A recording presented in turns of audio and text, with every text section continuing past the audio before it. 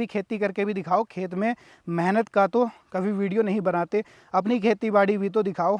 तो ये कुछ कमेंट था, इसका नाम भाई का आदर्श सिंह है। भाई आपने मेहनत की, कमेंट किया, मुझे बड़ा अच्छा लगा, लेकिन थोड़ा सा सोच कर कमेंट किया करो, दूसरे को भी ये चीज़ें हर्ट करती हैं।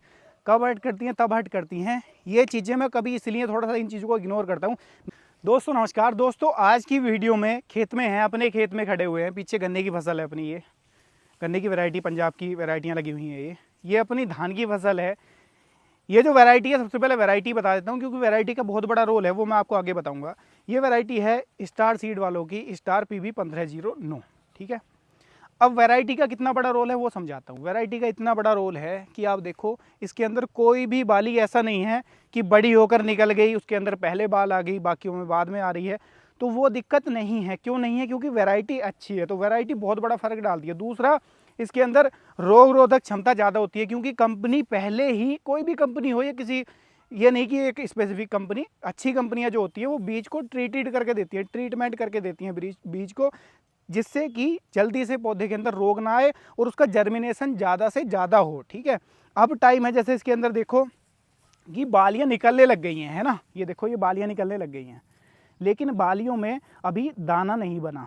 ये देखो अभी दाना भी नहीं बना, ये बिल्कुल खाली हैं बालियाँ भी, इनके अंदर दूध बनना स्टार्ट होगा अब, ठीक है। सबके अंदर बालियाँ आ रही हैं धीरे धीरे। तो यहाँ पर हमें ज़रूरत क्या पड़ेगी, क्योंकि इसका जर्मिनेशन भी अच्छा हो गया, जो कल्ले हैं, ये देखो फुटान भी, ये भी इसका अच्छा है। नीचे देखो ये यहाँ पर ये ग्रोथ भी इसकी अच्छी है, जड़ें देखो ये भी इसकी मजबूत पूरी हो रखी हैं।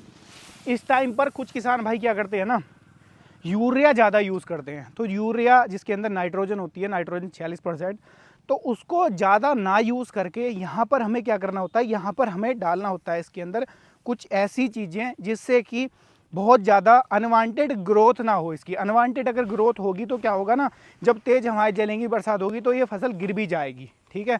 तो वो कई सारे नुकसान होते हैं।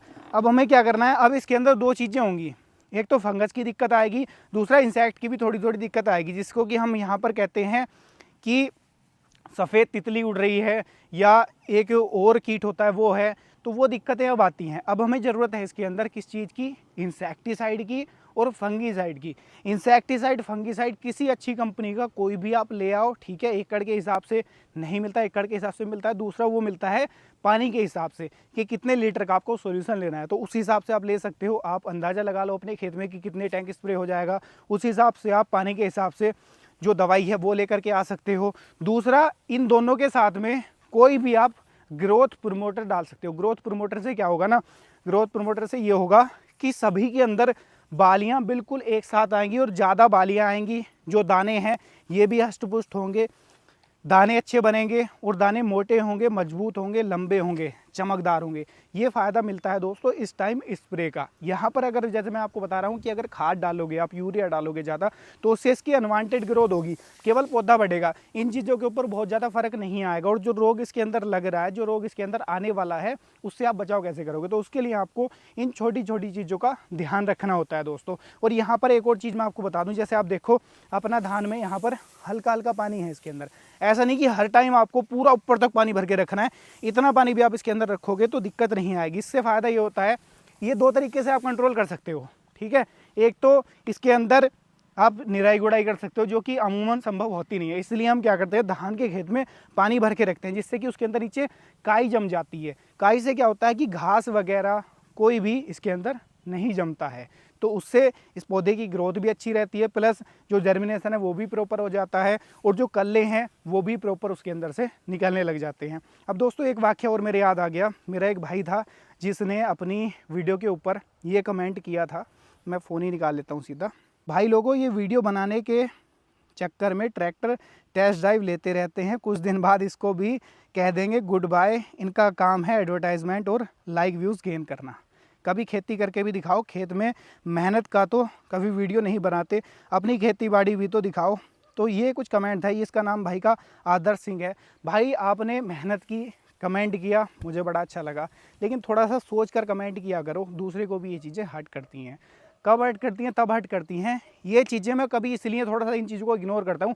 मैं नहीं दिखाना चाहता कि मैं बहुत ज़्यादा डाउन टू अर्थ हूँ, मैं खेती करता हूँ। भाई वो मेरा पेशा है, वो मेरी दादा लाई है, पहले से मैं करता आ रहा हूँ। कोई नया नहीं है मेरे लिए कि मैंने आज खेती स्टार्ट कर दी है। ट्रैक्टर मेरे लिए कोई नया है, मैंने आज ट्रैक्टर ले लिया, ट्रैक्टर की ऐसी कुछ भी आपको बता दिया। भाई मेरी जो ग्रेजुएशन हुई है ना, वो भी एग्रीकल्चर से हुई है। 11th मेरी एग्रीकल्चर से है, 12th मेरी एग्रीकल्चर से है। तो मेरा एक तो जो पैशन है वो भी एग्रीकल्चर है, दूसरा मेरा प्रोफेशन भी एग्रीकल्चर है, और तीसरा जो मेरा घर का, मेरा खुद का काम है, मेरे पुराने बुजुर्गों का काम है, वो भी खेती है। तो ऐसा नहीं, ये कमेंट मत किया करो, ये भद्दे कमेंट बुरे लगते हैं। दूसरी चीज़, आपने ये बोला कि भाई ये एडवर्टाइजमेंट के लिए कंपनियां दे देती हैं, अब इसको भी टाटा बाय बाय कर देंगे। मेरे भाई दिमाग से सोचो, कोई कंपनी अगर आपको एडवर्टाइजमेंट के लिए प्रोडक्ट देगी तो आपसे कभी भी उसकी बुराई नहीं बर्दाश्त करेगी, बुराई करवाएगी नहीं एक भी जगह। मैंने उसका सीधा आपको दिखाया, अगर डीजल ज़्यादा खाया ना उसने तो वो चीज़ें भी मैंने आपको दिखाई हैं, वीडियो उठा करके चैनल के ऊपर देख लेना।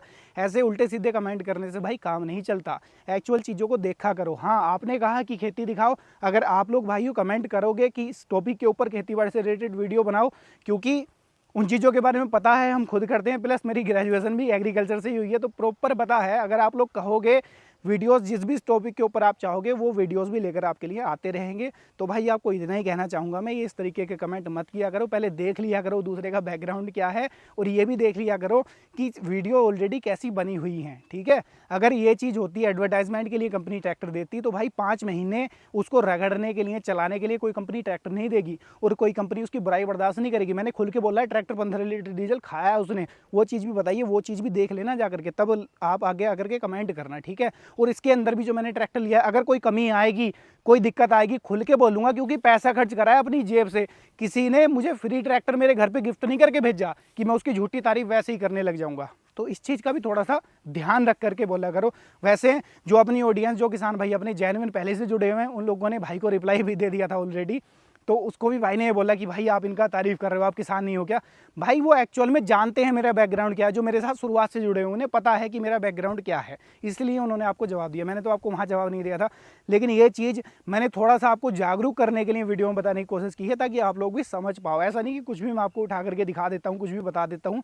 वो चीज़ें मेरे साथ जुड़ी हुई हैं, पहले से मेरे जीवन के साथ जुड़ी हुई हैं। बचपन से मैं देखता आ रहा हूँ, बचपन से हमने ट्रैक्टर चलाया है, फादर साहब चलाते थे, हम साइड में बैठ के आते थे, तो वो चीज़ें शुरुआत से पता है। बाकी आज के इस वीडियो में जैसे मैंने आपको छोटा सा टॉपिक ये धान के बारे में बताया, अब सभी जिन किसान भाइयों ने धान लगा रखे हैं वो इसी कैटेगरी में है कि उनकी बालियाँ इस टाइम आ रही हैं या पीक पर हैं, बालियाँ आने को तैयार हैं, तो इस टाइम वो परेशान है कि यार क्या करें, खाद डालें, क्या डालें, इसके अंदर किस चीज़ का स्प्रे करें। तो मैंने इसलिए आपको बताने की कोशिश की है कि आप इस टाइम पर इंसेक्टिसाइड, फंगीसाइड और कोई भी ग्रोथ प्रमोटर अच्छी कंपनी का लेकर के इन तीनों का मिश्रण करके उसका स्प्रे कर सकते हो। अच्छा रिजल्ट देखने को मिलेगा, बालियाँ ज़्यादा आएंगी, दाने ज़्यादा बनेंगे और पौधे की अनवांटेड ग्रोथ नहीं होगी जो खास से होती है।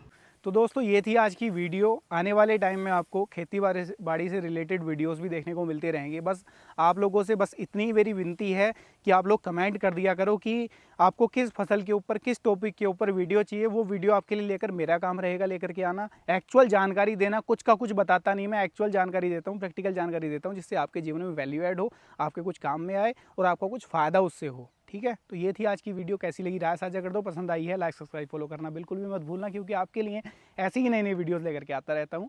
धन्यवाद।